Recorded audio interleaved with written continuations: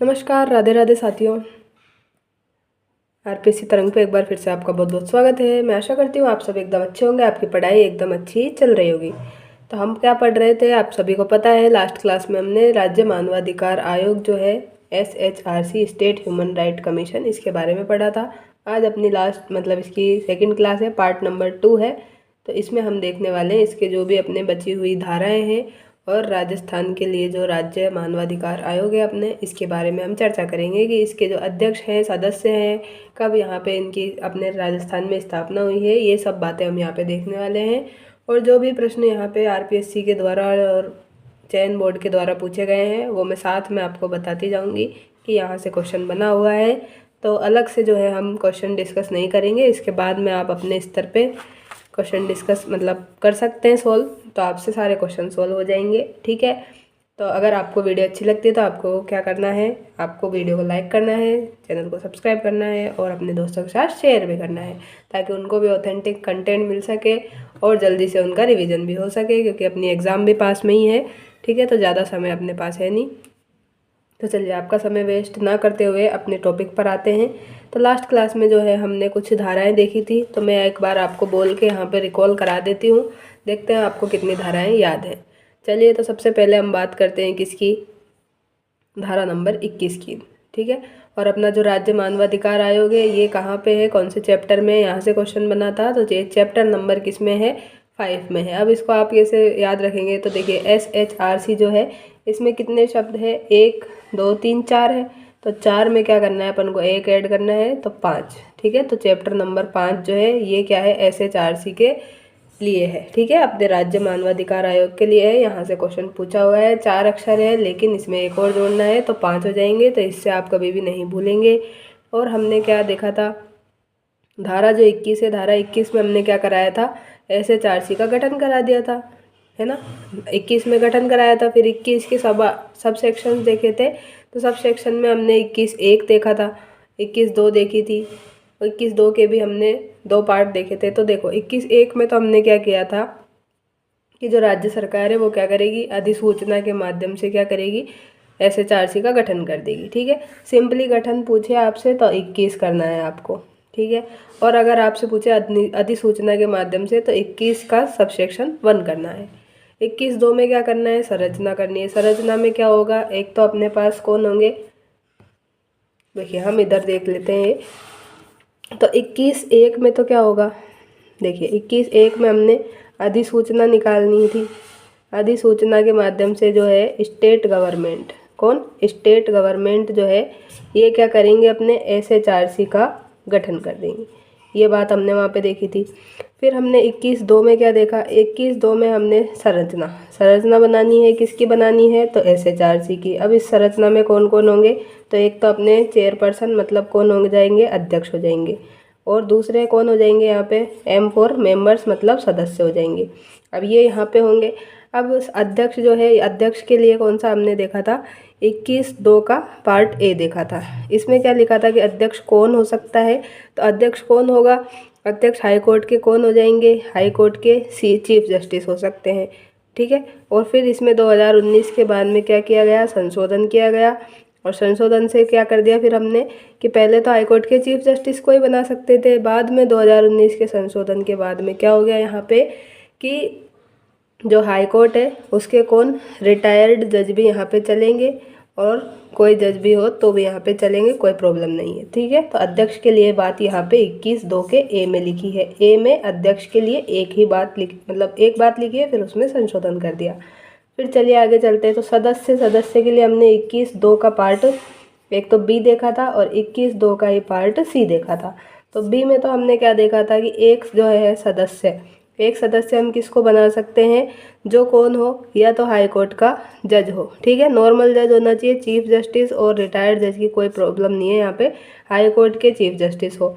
या फिर कौन हो सकते हैं, अपने डिस्ट्रिक्ट के जो ज़िला है उसके भी कौन हो सकते हैं, जज होने चाहिए। लेकिन जो अब डिस्ट्रिक्ट के जज है तो इनके पास क्या होना चाहिए, मिनिमम 7 साल का क्या होना चाहिए, एक्सपीरियंस होना चाहिए। ठीक है, मिनिमम 7 साल का एक्सपीरियंस इनको होना चाहिए। ये बात यहाँ पे 21(2) के B में लिखी हुई है। फिर 21(2) के C में क्या देखा था कि एक सदस्य और लाना है हमको, क्योंकि हमारे जो SHRC है उसमें प्रेजेंट में अभी क्या है, प्रेजेंट में एक तो अध्यक्ष और जो 2 सदस्य हो सकते हैं। ठीक है, तो ये अभी अपनी संरचना है, इसीलिए हम इसके अकॉर्डिंग बात कर रहे हैं। तो एक अध्यक्ष तो ये हो जाएंगे और 2 सदस्य जो लाने हैं, तो एक सदस्य के लिए ये बी में बता दिया और दूसरे सदस्य के लिए यहाँ पे सी वाले पार्ट में बताया है 21(2) के सबसेक्शन सी में। तो सी में क्या बताया है कि उनको क्या होना चाहिए, जो ह्यूमन राइट्स है अपने, ठीक है, ह्यूमन राइट उनका क्या होना चाहिए, व्यवहारिक अनुभव होना चाहिए। ठीक है, प्रैक्टिकल नॉलेज जो है, प्रैक्टिकल एक्सपीरियंस इनका होना चाहिए। तो ये हमने वापस से सारा रिकॉल कर लिया 21(2) का दोनों पार्ट। फिर 21(3) में क्या कहा हमने कि 21(3) में जो है अब हम क्या करेंगे, 3 में मैंने बताया था आपको सचिव, सचिव में भी 3 ही अक्षर है, 1 2 3, तो 3 से आपको सचिव याद हो जाएंगे। और सचिव ही क्या है, अपने CEO है, CEO मतलब चीफ एग्जीक्यूटिव ऑफिसर है। ठीक है, ये आपको यहाँ पे याद रखना है। और इनको हमने कुछ पावर्स दी थी, तो पावर्स कौन कौन सी दी थी आपको पता होगा, 2 पावर मैंने बताई थी इनको। तो एक तो हमने प्रशासनिक एडमिनिस्ट्रेटिव पावर और दूसरी फाइनेंशियल वाली। ठीक है, प्रशासनिक और वित्तीय पावर इनको हमने दे दी थी। और इनका यूज जो है, ये अध्यक्ष जो है हेड नहीं आएगा यहाँ पे, अपन CP लिखेंगे क्योंकि आप हेड से कंफ्यूज हो जाएंगे वहाँ पे। तो CP चेयरपर्सन ही यहाँ पे इनके इसलिए लिखा गया है। तो इनके अधीन रह करके क्या है, इसका ये यूज करेंगे। ठीक है, 21(3) भी हो गई अपनी। अब हम देखते हैं 21(4). 21(4) में हमने क्या कहा था, 21(4) में अब हेड क्वार्टर तय करेंगे। ठीक है, अब सचिव जी भी आ गए। अब सचिव जी को बताना तो पड़ेगा कि आपको कहाँ पे क्या है, मतलब हेड क्वार्टर रहेगा, कहाँ पे जॉब रहेगी, इस तरह से आप याद रख सकते हैं। तो हेड क्वार्टर जो है ये क्या है, तय करेंगे। अब तय कौन करेगी, तो राज्य सरकार करेगी। ठीक है, राज्य सरकार इसका क्या करेगी, तय करेगी कि SHRC जो है इसका अपने हेड क्वार्टर कहाँ पे होगा। ठीक है, तो SHRC का हेड क्वार्टर कहाँ पे होगा, ये बात यहाँ पे दी गई है 21(4) में। अब 21(5) में क्या है, तो 21(5) में हमने देखा था कि 7वीं अनुसूची जो है, कौन सी, 7th जो अपनी अनुसूची है, उसमें 2 हमने 3 वैसे तो अनुसूची है, पर यहाँ पे जो 2nd अनुसूची है और 3rd, तो 2nd में तो किसकी बात की हमने, राज्य की। ठीक है, और 3rd में किसकी बात की है, समवर्ती की। तो राज्य और समवर्ती सूची के जो भी विषय है उनसे रिलेटेड अगर कुछ भी क्या हो जाए, ह्यूमन राइट्स को लेके कुछ विवाद हो जाए, हनन हो जाए, उनका वायलेशन कर दिया, तो फिर क्या कर सकते हैं, इनकी जांच कर सकते हैं। ठीक है, क्या कर सकते हैं, जांच कर सकते हैं। तो वो 21(5) के तहत हम कर सकते हैं। ठीक है, तो यहाँ से क्वेश्चन बना हुआ है कि ये राज्य सूची और समवर्ती सूची कौन से वाले सबसेक्शन में, तो 21(5) में है। और इसमें क्या कर सकते हैं, तो हम इंक्वायरी कर सकते हैं, जांच कर सकते हैं। ठीक है, इंक्वायरी कौन करेगा, तो राज्य आयोग करेगा। ठीक है, ये सारी की सारी बात आपको अभी तक समझ में आई होगी। इसके बाद में हमने जो देखा था कि हमने क्या देखा था, 21 के बाद में 22। तो 22 में हमने क्या किया था, चेयरपर्सन की और मेंबर्स की क्या कराई थी, अब नियुक्ति कराई थी। अब इनको अपॉइंटमेंट लेटर देना है, तो अपॉइंटमेंट देना है तो अपॉइंटमेंट दे देंगे। फिर 22 में भी हमने देखे थे, 22 में भी हमने 2 सबसेक्शन देखे थे, 22(1) और 22(2). तो 22(1) में तो क्या था, 22(1) में अपने पास में राज्यपाल जो है, कौन, अपने जो ये राज्यपाल है, राज्यपाल क्या कर रहे थे, इनकी नियुक्ति करेंगे। ठीक है, नियुक्ति तो कौन करेंगे, राज्यपाल करेंगे, CP की और M की, मतलब चेयरपर्सन की और मेंबर्स की। लेकिन किसकी सिफारिश पर करेंगे, चयन समिति की सिफारिश पर। अब चयन समिति में कौन कौन है, तो यहाँ से भी कई बार एग्जामिनर ने क्वेश्चन पूछा हुआ है। तो चयन समिति में मैंने आपको बताए थे कि सबसे पहले तो अपने CM आ जाएंगे, उसके बाद में कौन आएंगे, तो उसके बाद में विधानसभा जो है उसके हेड आ जाएंगे, मतलब चेयरपर्सन आ जाएंगे। इसके बाद में HM मतलब होम मिनिस्टर, होम मिनिस्टर के जो भी क्या है, होम मिनिस्टर है, वो सदस्य के रूप में आ जाएंगे। और इसके बाद में हमने देखा था जो अपनी विधानसभा है, विधानसभा, इसमें क्या आ जाएंगे, विपक्ष के नेता। तो LOP मतलब लीडर ऑफ अपोजिशन, इसके नेता ये आ जाएंगे। तो 1 2 3 4, तो 4 तो ये हो गए। और कहीं पे अगर विधान परिषद भी है तो विधान परिषद के सभापति भी आ जाएंगे और इनके भी LOP लीडर ऑफ अपोजिशन। तो टोटल जो है यहाँ पे 6 लोग आ जाएंगे, जो कौन होंगे, चयन समिति में होंगे। ये सारी की सारी बात मैंने वहाँ पे बताई थी आपको।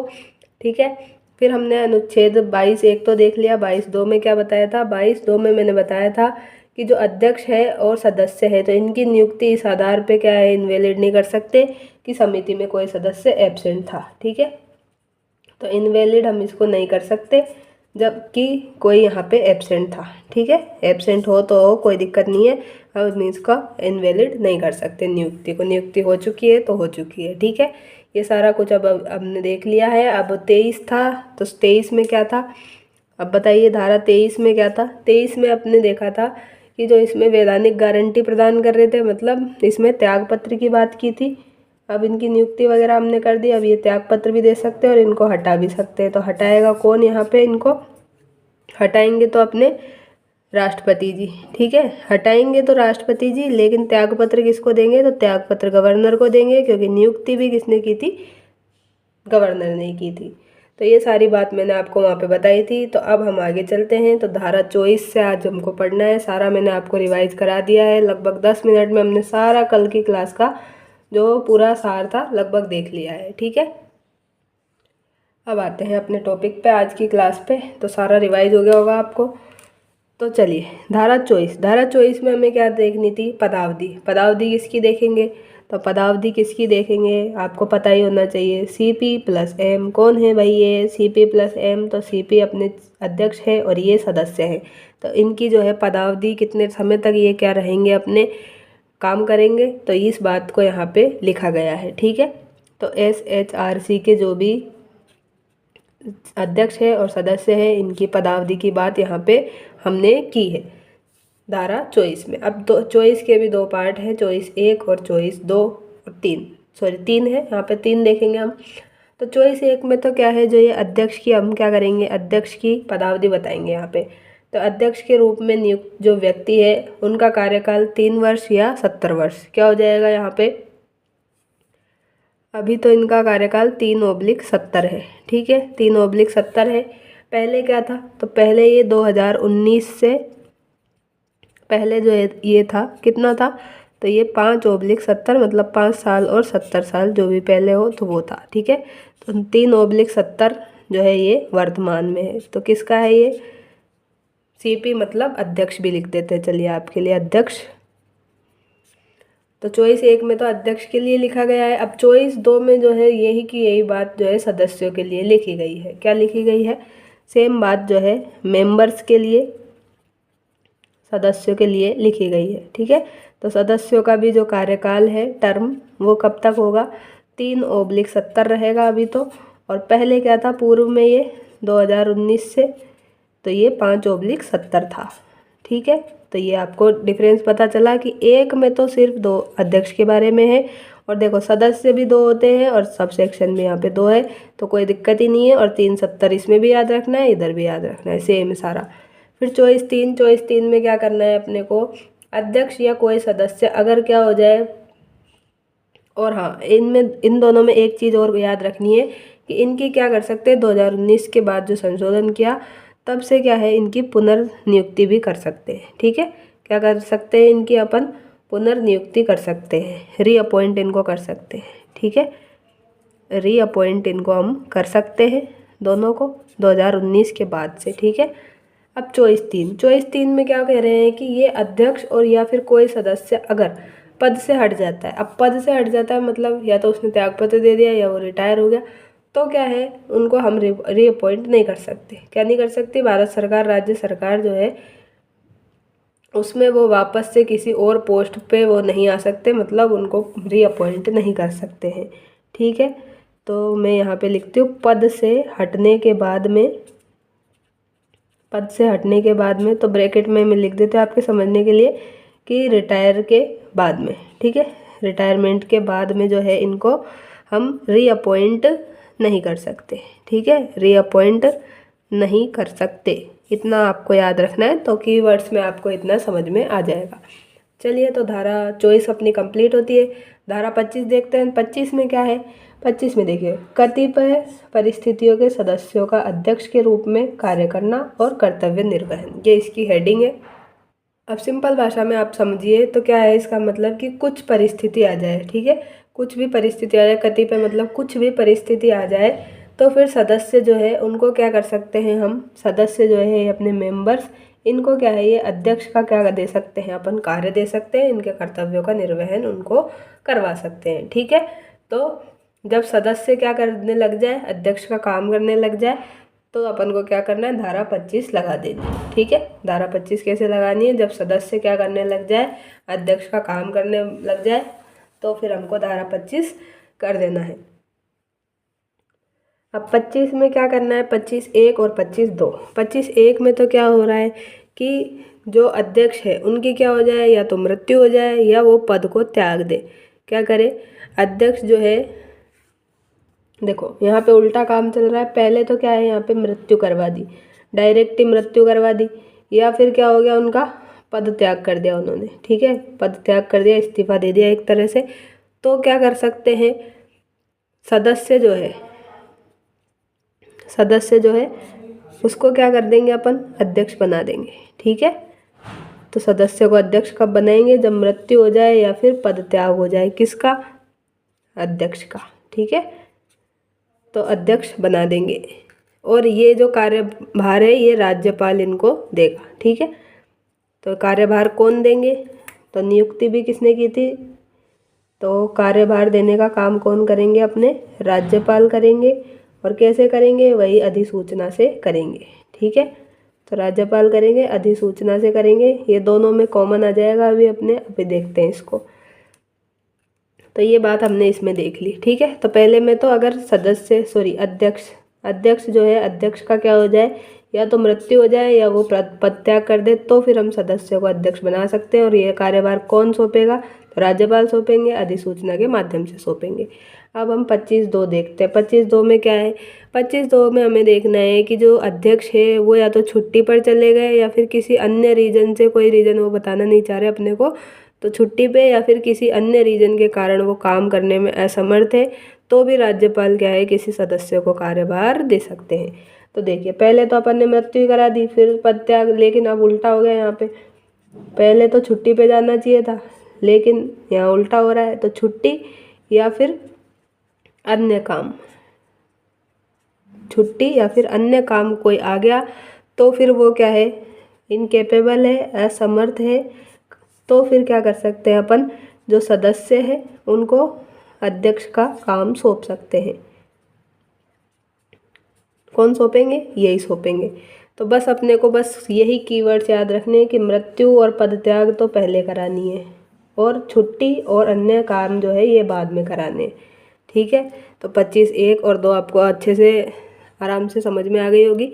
अब 26 देखते हैं। 26 में क्या है, 26 में देखो, धारा 26 में कुछ भी नहीं है। राज्य आयोग जो है अपने, ये SHRC, इसमें जो भी अपने ये CP और M है, मतलब अध्यक्ष और सदस्य है, इनकी क्या है, सेवा शर्तें लिखी हुई है। क्या लिखी है, इनकी जो सेवा शर्तें हैं, सेवा निबंधन शर्तें, ये लिखी हुई है। और इनके जो वेतन भत्ते हैं ये भी यहाँ पे बताए गए हैं कि इनके जो दोनों के क्या है, वेतन भत्ते, ये कौन तय करेगा, तो ये तय करने वाली है अपनी राज्य सरकार।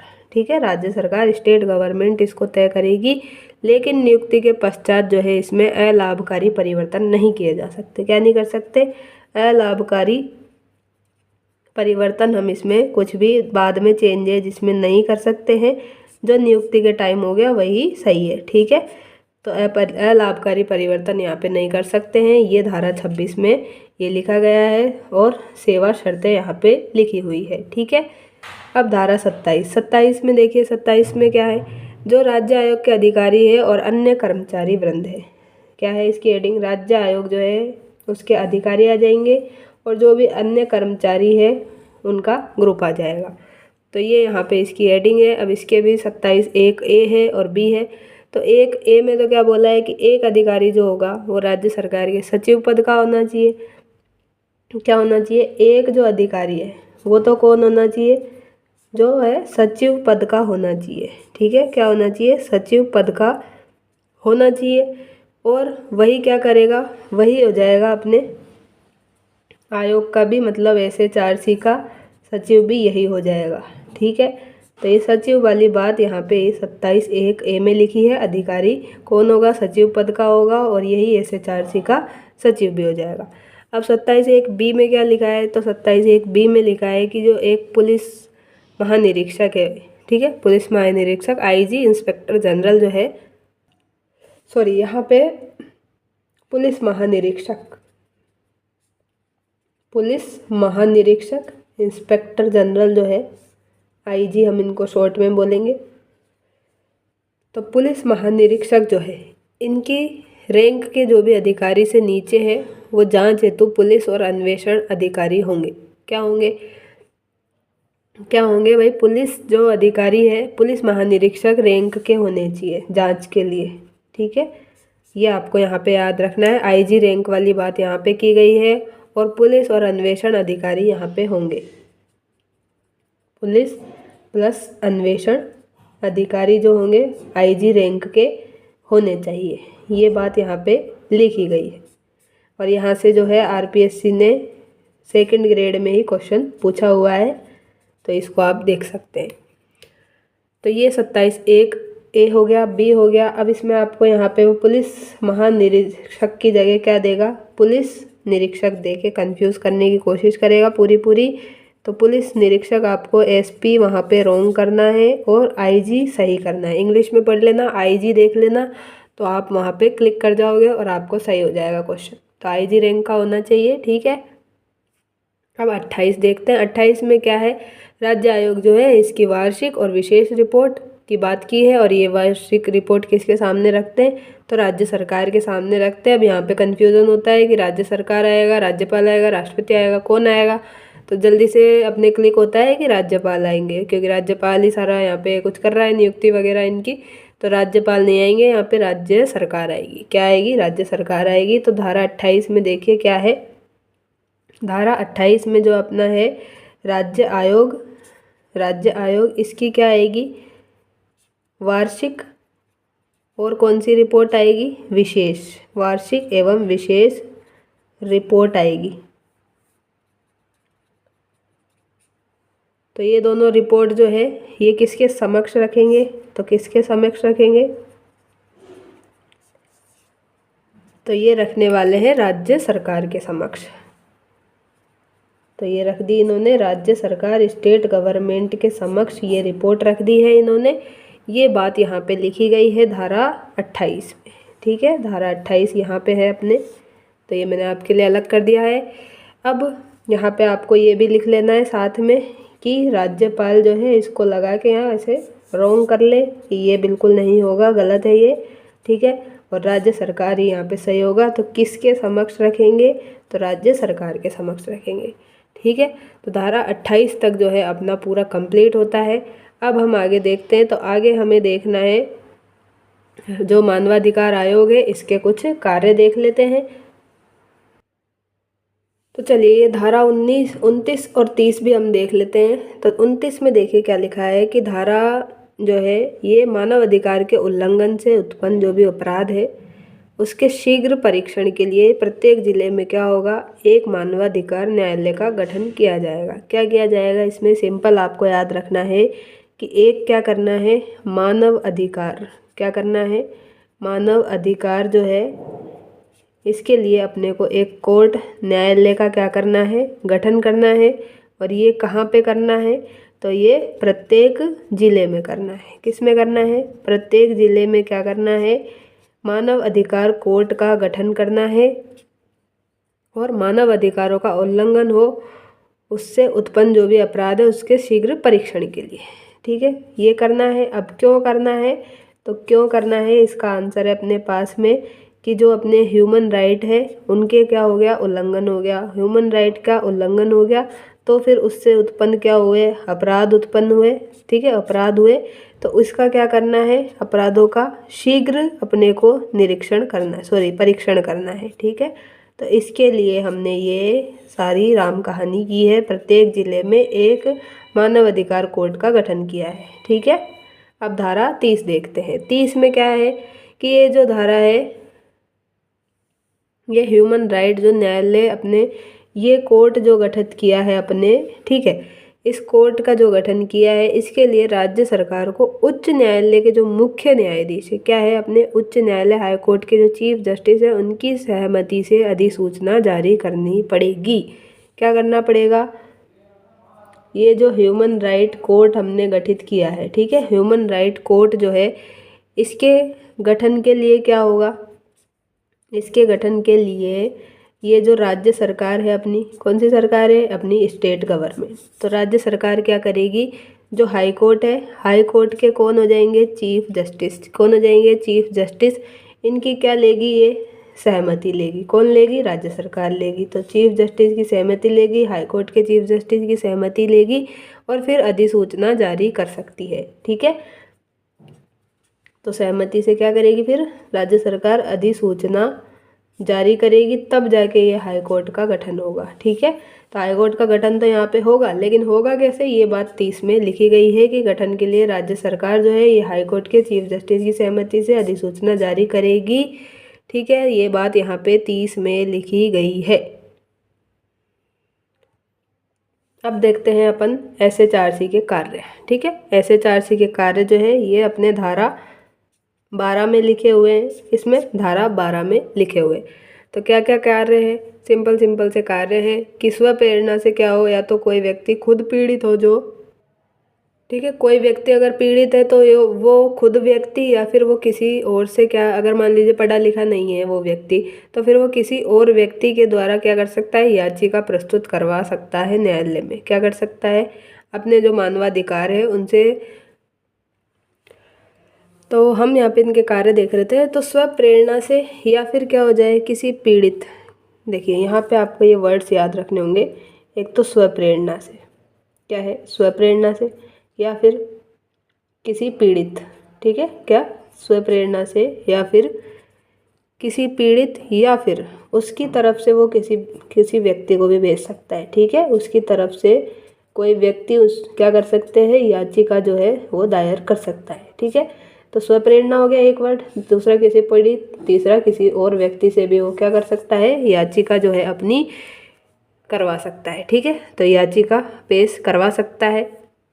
कब करवाएगा? जब उसके मानव अधिकार जो है उसका उल्लंघन हो जाए, उसका क्या हो जाए? दमन हो जाए और लोक सेवक द्वारा उसके उल्लंघन को रोकने में उपेक्षा की जाए, तो इसकी क्या हो जाएगी? फिर जांच हो जाएगी। ठीक है, तो एक बात ये आपको यहाँ पे याद रखनी है। दूसरा यहाँ पे याद रखना है कि जो कोई लोक सेवक है, क्या हो गया यहाँ पे? लोक सेवक द्वारा उल्लंघन किया गया है, तो उल्लंघन जो है उसको रोकने में उपेक्षा की शिकायत, रोकने में जो है उपेक्षा, उसकी शिकायत की जांच यहाँ पे कार्य ये कौन करेगा? तो शिकायत की जांच कौन करेंगे?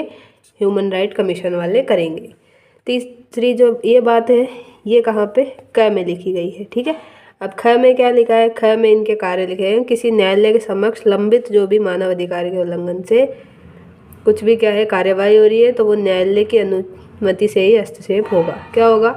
कि कोई भी कोर्ट है, उसके सामने कोई भी पेंडिंग मानव अधिकार से संबंधित कोई मामला चल रहा है, तो उसमें जो भी कार्यवाही होगी वो न्यायालय की अनुमति से ही उसमें हस्तक्षेप कर सकते हैं। कौन? मानवाधिकार आयोग वाले।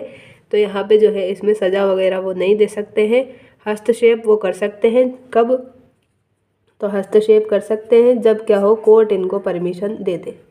ठीक है, हस्तक्षेप कोर्ट की अनुमति से कर सकते हैं, इतना आप इसमें याद रख सकते हैं। फिर हम क्या करेंगे? ग पार्ट देखते हैं। ग में क्या लिखा है कि राज्य सरकार जो है, राज्य सरकार के नियंत्रण में कोई भी जेल है, संस्था है, जहाँ पे क्या होता है? उपचार, सुधार, संरक्षण। क्या याद रखना है? 3 चीज़ें। क्या है? कोई भी स्टेट गवर्नमेंट जो है वहाँ पे क्या होगी? कोई जेल है, मान लीजिए जेल है या फिर क्या है? कोई भी अन्य संस्था है, जेल है, कोई अन्य संस्था है, जहाँ पे क्या होता है? अब 3 वर्ड्स याद रखने। क्या? उपचार करना है, एक तो यहाँ पे उपचार होता है, दूसरा यहाँ पे सुधार होता है। ठीक है, उपचार हो गया, ट्रीटमेंट हो गया, सुधार दिया इंसान को, फिर क्या कर दिया? संरक्षण भी कर दिया इसका। क्या कर दिया? संरक्षण भी। ठीक है, 3 वर्ड्स याद रखें, उपचार, सुधार और संरक्षण। तो इन तीनों के लिए भी क्या कर सकते हैं? जो भी व्यक्ति है, जहाँ पे इनको रखा जाता है जेल में, अन्य संस्था पे जहाँ पे ये सब काम किए जाते हैं, तो उनकी जो जीवन दशा है उनका अध्ययन कर सकते हैं और उस पर जो भी सिफारिश करने के लिए निरीक्षण कर सकते हैं। क्या कर सकते हैं? इनकी जो भी जीवन दशाएं हैं, इनकी लाइफ से रिलेटेड कुछ भी कोई प्रॉब्लम है, जीवन दशा, इनसे रिलेटेड क्या कर सकते हैं? वो काम कर सकते हैं और निरीक्षण कर सकते हैं। ठीक है, तो ये अपने ग पार्ट में लिखा गया है। और घ में क्या लिखा है, घ में लिखा है कि मानव अधिकारों के जो भी संरक्षण है उसके लिए संविधान या फिर जो तत्समय क्या हो जाए प्रवृत्त, तत्समय प्रवृत्त मतलब उस समय जो भी क्या है कानून बनाया गया उसके द्वारा क्या होगा पुनरावलोकन किया जाएगा और क्रियान्वयन के लिए वो सिफारिश कर सकते हैं। क्या कर सकते हैं, सिफारिशें कर सकते हैं। ठीक है, तो ये घ में लिखा हुआ है।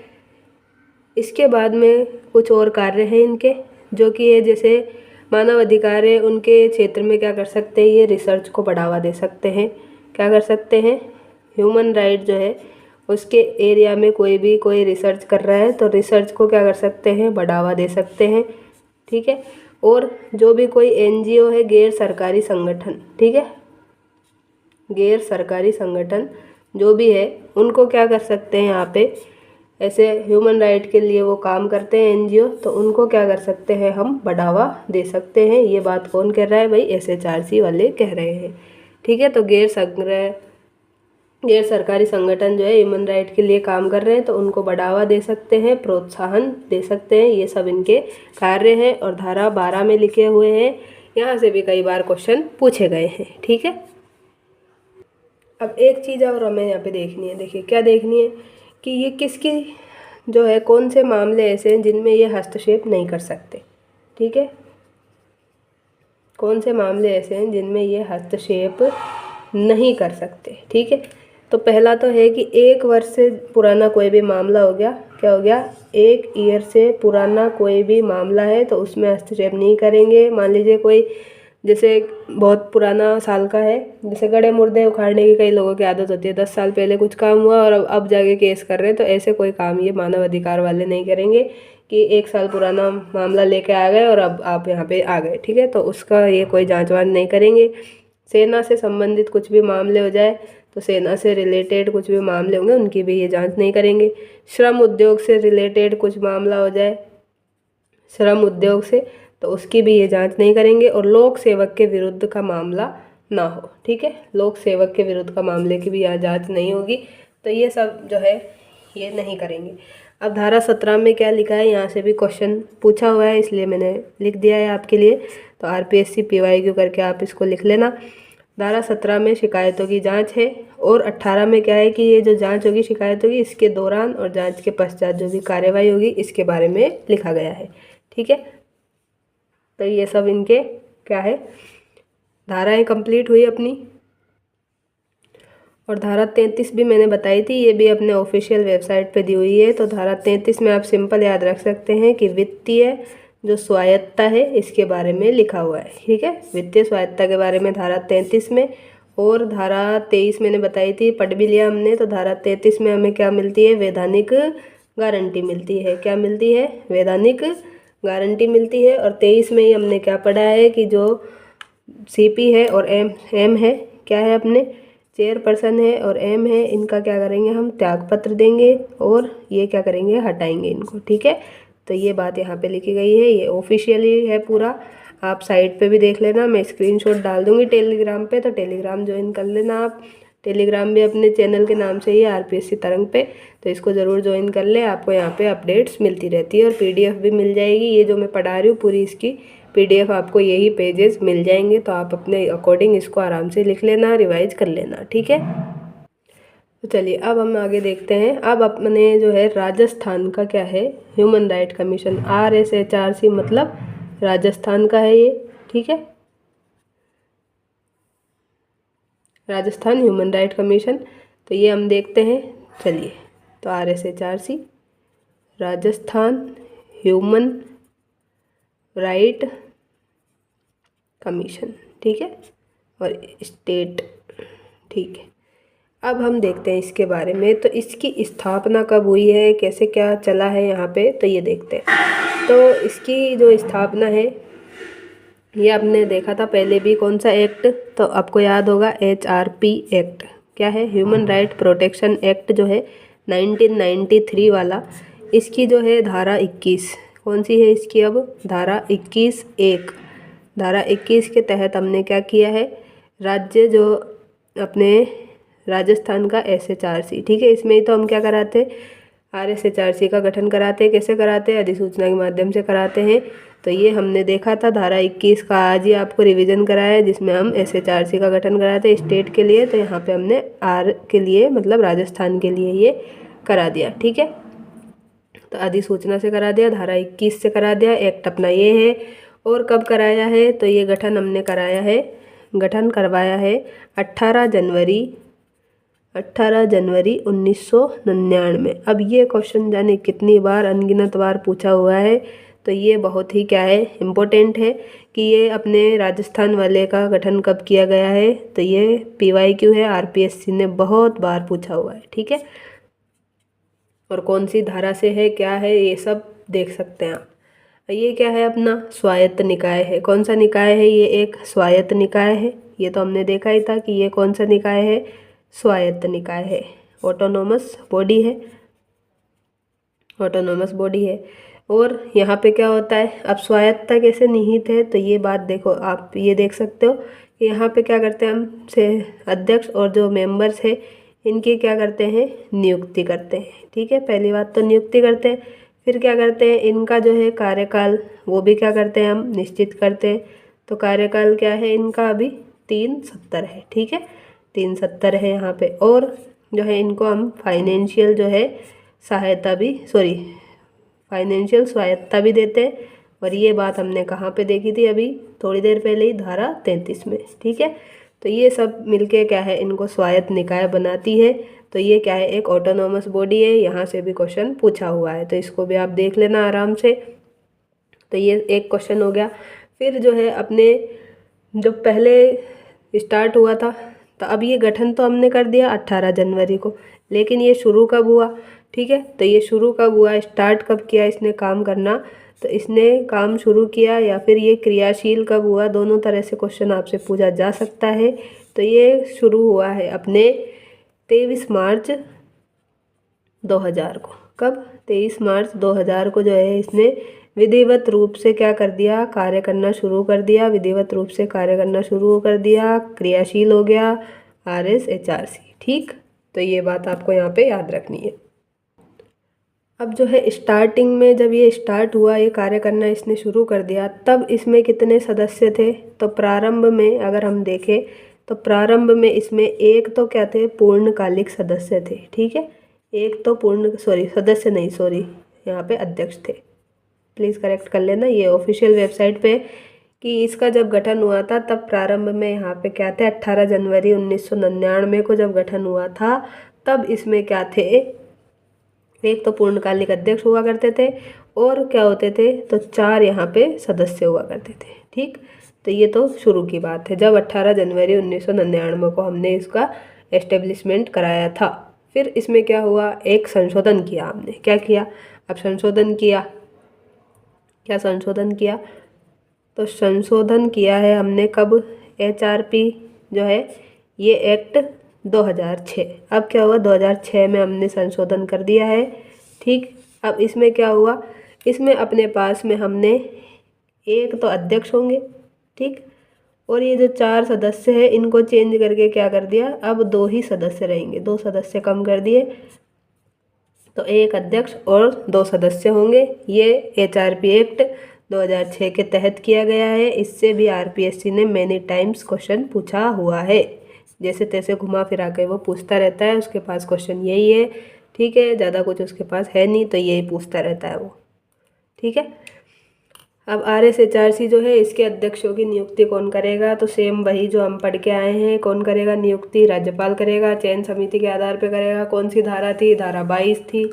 22 में भी कौन सा था? 22 में एक पार्ट था, उसमें राज्यपाल करेंगे। हस्ताक्षर और मुद्रा सहित जो अधिपत्र होगा, वारंट होगा, उसके तहत चयन समिति में कौन होंगे, तो नॉर्मली तो 4 होते हैं, अगर विधान परिषद है तो 2 और ऐड कर देते हैं तो 6 हो जाते हैं। 4 कौन कौन होंगे अभी बताया है आपको, तो 4 कौन कौन होने वाले हैं, तो ये देखिए आप, तो 4 अभी हमने देखे हैं। ये यहाँ पे देखिए, ये CM हो जाएंगे, विधानसभा के चेयरपर्सन हो जाएंगे, होम मिनिस्टर हो जाएंगे, विधानसभा के कौन हो जाएंगे, लीडर ऑफ पोजीशन, और 2 कौन हो जाएंगे, विधान परिषद जो है इसके सभापति और लीडर ऑफ अपोजिशन, तो टोटल 6 हो जाएंगे और नॉर्मली जो है 4 हो जाएंगे। नियुक्ति कौन करेगा? 22(1) के तहत राज्यपाल करेंगे। और 22(2) में क्या है कि इनवैलिड नहीं कह सकते अगर कोई एब्सेंट है तो, ठीक है। तो ये बात हमने यहाँ पे देख ली थी, तो यही बात यहाँ पे है अपने, ठीक है। चलिए अब हम आगे चलते हैं कि इसमें क्या है, अपने कौन कौन अध्यक्ष रहे, क्या रहे, तो ये सारी बात कर लेते हैं। यहाँ से भी वो कई बार एग्जामिनर क्वेश्चन पूछ लेता है अपने से। तो सबसे इम्पोर्टेंट है अब ये टेबल। इस टेबल से बहुत सारे क्वेश्चन पूछे गए हैं, तो इसको तो बिल्कुल रट्टा मार लेना है, ठीक है। 12 अपने पास ये क्या है, अध्यक्ष है जिनके बारे में हमें देखना है। तो सबसे पहले देखते हैं कौन है, श्रीमती कांता भटनागर। कौन है सबसे पहले? श्रीमती कांता भटनागर है। तो कांता भटनागर जो है ये पहली क्या रही, अपने मानवाधिकार आयोग की क्या रही, अध्यक्ष रही है। और ये यहाँ पे आने से पहले कहाँ की जो है, मद्रास हाई कोर्ट की चीफ जस्टिस थी। कहाँ की? मद्रास जो हाई कोर्ट है इसकी क्या थी, ये चीफ जस्टिस थी पहले, ठीक है, अपने यहाँ राजस्थान में आने से पहले। और इन्होंने 5 माह में ही क्या दे दिया था, त्यागपत्र दे दिया था। तो इनका कार्यकाल 23/3 मतलब 23 मार्च 2000 से लेके और 11 अगस्त 2000 तक चला था, ठीक है। 5 माह में इन्होंने त्यागपत्र दे दिया था। फिर आते हैं दूसरे नंबर पे अध्यक्ष श्री एस सगीर अहमद। कौन आएंगे? एस सगीर अहमद आएंगे। ये आए 16 फरवरी 2001 से लेके 3 जून 2004 तक। तो इन्होंने 3.5 साल में ही क्या दे दिया, त्यागपत्र दे दिया। पहले वाले ने भी त्यागपत्र दे लिया, दूसरे ने भी, सगीर अहमद ने भी त्यागपत्र दे दिया। सगीर अहमद जो थे ये सुप्रीम कोर्ट के चीफ जस्टिस थे और ये कांता जी जो है मद्रास हाई कोर्ट की क्या थी, चीफ जस्टिस थी, ठीक है। सगीर जी क्या थे, एस फॉर सगीर, एस से क्या हो जाएंगे सगीर जी और एस से ही सुप्रीम कोर्ट, तो याद रह जाएगा अपने को। और यहाँ से 2001 से होगा 2004 तक, ठीक। 3.5 साल में त्यागपत्र दे दिया। फिर जस्टिस आएंगे श्री अमर सिंह गोदारा। कौन आएंगे? अमर सिंह गोदारा। ये कौन थे? तो ये राजस्थान हाई कोर्ट जो है अपना राजस्थान वाला, उसके रिटायर्ड जज थे। कौन थे? रिटायर्ड जज थे। जब तो इनको क्या बनाया गया, अध्यक्ष बनाया गया। वो भी कौन सा वाला, कार्यवाहक अध्यक्ष इनको बनाया गया। तो पहले कार्यवाहक अध्यक्ष पूछे तो पहले कार्यवाहक अध्यक्ष आपको यही बताने हैं, अमर सिंह गोदारा, ठीक है। तो अमर हो गए ये पहले कार्यवाहक बन के, याद रह जाएगा इस तरह से। फिर इनका कार्यकाल 4 जून 2004 से 2005 तक, ठीक। फिर आएगा जस्टिस एन के जैन, नगेंद्र जैन जो है, नगेंद्र कुमार जैन। ये 5 साल तक पूरा कार्यकाल इन्होंने किया है, ठीक है। तो पूर्ण कार्यकाल इन्होंने किया है 16/7/2005 से 2010 तक। फिर आते हैं जगत सिंह जी। जगत सिंह जी कार्यवाहक थे। इनका जुलाई 10 से लेके और अक्टूबर 10 तक चला है कार्यकाल। फिर पुखराज सिरवी आए, ये भी कार्यवाहक थे। HR कुड़ी आए, ये भी कार्यवाहक थे। फिर आए जस्टिस प्रकाश टाटिया। प्रकाश टाटिया ने भी 3.5 साल में त्यागपत्र दे दिया। सगीर अहमद ने भी दे दिया था और जस्टिस टाटिया ने भी दे दिया। इनका चला 11/3/2016 से 25/11/19 तक। फिर आते हैं अपने जस्टिस महेश चंद्र शर्मा। महेश चंद्र शर्मा जो है ये कार्यवाहक थे और इन्होंने 5 दिसंबर 2019 से 24/1/2021 तक कार्य किया। फिर ये सबसे इम्पोर्टेंट है 10th नंबर पे जो है जस्टिस GK व्यास। कौन? गोपाल कृष्ण व्यास जो है, GK व्यास। इन्होंने क्या है 3 वर्ष जो है पूरा कार्यकाल किया। अब पूरा कार्यकाल कैसे किया कि देखिए 2019 में ही तो हमने संशोधन किया था कि पहले तो क्या था 570 था कार्यकाल, फिर क्या किया हमने उसको चेंज करके क्या कर दिया था 370। तो 370 हमने 2019 के बाद में ही तो किया था। तो 19 के बाद में हमने यहाँ पे इनको बिठाया था कार्यकाल पे। तो ये गोपाल कृष्ण व्यास आ गए यहाँ पे 21 से 24 तक पूरा इनका कार्यकाल चला है। तो ये हो गए, ठीक है। 3 वर्ष पूरा कार्यकाल करने वाले पहले कौन है? GK व्यास है। फिर आते हैं रामचंद्र सिंह झाला। ये कार्यवाहक अध्यक्ष रहे 2024 से लेके फरवरी से लेके और जून तक। फिर आए अभी प्रेजेंट में चल रहे अपने गंगाराम मूलचंदानी। गंगाराम मूलचंदानी अभी 28 जून 2024 से अपने प्रेजेंट तक चलने रहे हैं, ठीक है। तो ये आपको याद रखना है। अब इस टेबल में देखिए आपको क्या चीज़ें और याद रखनी है। एक तो याद रखना है कि जो त्यागपत्र देने वाले कितने अध्यक्ष रहे। तो त्यागपत्र किसने दिया है? देखिए 3 लोगों ने दिया है। तो 1 मिनट रुकिए। देखिए क्वेश्चन आपसे क्या पूछेगा कि त्याग पत्र जो है देने वाले कितने हैं।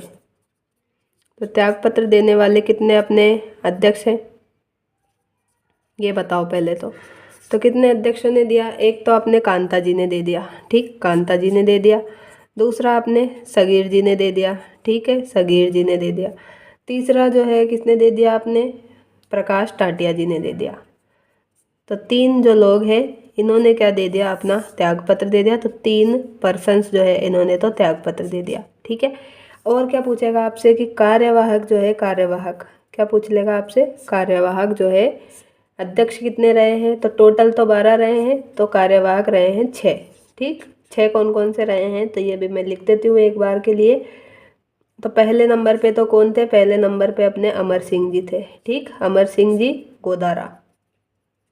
फिर कौन आए, अमर सिंह जी के बाद में अपने जगत सिंह जी आ गए, ठीक, जगत सिंह जी आ गए। जगत सिंह जी के बाद में हमने देखे थे पुखराज जी आ गए, पुखराज सिरवी। फिर आ गए HR कुड़ी, HR कुड़ी के बाद में अपने आए कौन, महेश चंद्र शर्मा जी आ गए। और शर्मा जी के बाद में कौन आ गए, रामचंद्र जी आ गए, रामचंद्र सिंह झाला। तो ये आपने हो गए कौन से, पूरे 6 कार्यवाहक जो रहे थे अध्यक्ष। तो 6 कार्यवाहक हो गए और 6 ही क्या है अपने परमानेंट वाले अध्यक्ष हो गए। ये सब देखना है आपको। त्यागपत्र देने वाले कितने हो गए, 3 हो गए। कांता जी हो गई, 5 माह में ही दे दिया। सगीर जी ने 3.5 साल में। और जो है प्रकाश टाटिया ने भी 3.5 साल में लगभग अपना क्या दे दिया था, त्यागपत्र दे दिया था। तो ये सारे क्वेश्चन आपसे पूछे जा सकते हैं। और अभी प्रेजेंट में जो है क्या है अपने कौन चल रहे हैं, तो प्रेजेंट में अपने अगर पूछे, क्या पूछेगा आपसे, CP। तो CP कौन है, अपने जो चीफ जस्टिस है ये गंगाराम मूलचंदानी अभी चल रहे हैं। गंगाराम मूलचंदानी प्रेजेंट में अपने चीफ जस्टिस चल रहे हैं, चेयरपर्सन चल रहे हैं। और जो अपने 2 सदस्य हैं, तो सदस्य कौन चल रहे हैं, एक तो ये रामचंद्र जी झाला और अशोक कुमार गुप्ता, ठीक। तो अशोक कुमार गुप्ता जो है ये दोनों क्या चल रहे हैं, सदस्य चल रहे हैं, मेंबर। और अध्यक्ष कौन है, तो अध्यक्ष अपने गंगाराम मूलचंदानी है, ठीक है। तो ये अपने ये चल रहे हैं प्रेजेंट में। और एक क्वेश्चन आपसे और पूछ सकता है कि जो सर्वाधिक कार्यकाल है वो किसका रहा और न्यूनतम किसका रहा। तो सर्वाधिक कार्यकाल अगर पूछे आपसे तो मैक्सिमम किसका बताएंगे आप, NK जैन का, ठीक। NK जैन ने ही तो क्या किया था, पूरे 5 साल क्या किए थे, पूर्ण किए थे, ठीक है, 5 साल पूर्ण किए थे। कब से कब तक था इनका, तो 16/7/2005 से लेके और 15/7/2010 तक पूरा इन्होंने किया था, मैक्सिमम 5 ईयर तक, ठीक है।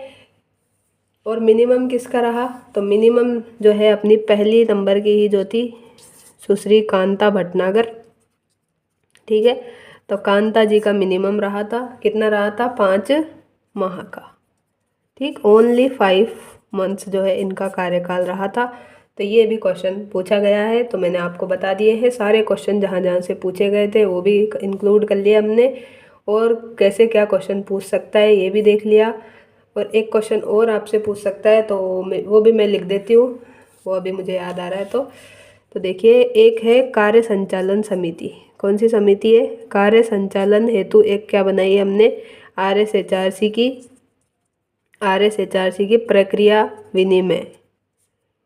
प्रक्रिया विनियमन जो है ये कब लागू किया गया, तो ये अपने 2001 में लागू किया गया। कब, 2001 में लागू किया। और अगर इसकी जो कि क्या है 19 जनवरी 2001 के उपरांत लागू किया गया। कब, ये डेट भी पूछ ले तो 19 जनवरी 2001 जो है इसके उपरांत, ठीक है। तो इतना अपने को याद रखना है, इससे बाहर क्वेश्चन वैसे तो नहीं जाना चाहिए।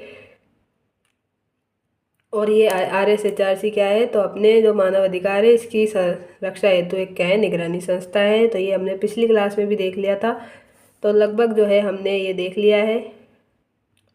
हाँ, एक चीज़ और कि ये जो हमने देखे मिनिमम मैक्सिमम, तो ये तो आपको पता ही है कि ये कौन है, अध्यक्ष है, ठीक है, ये भी अध्यक्ष है।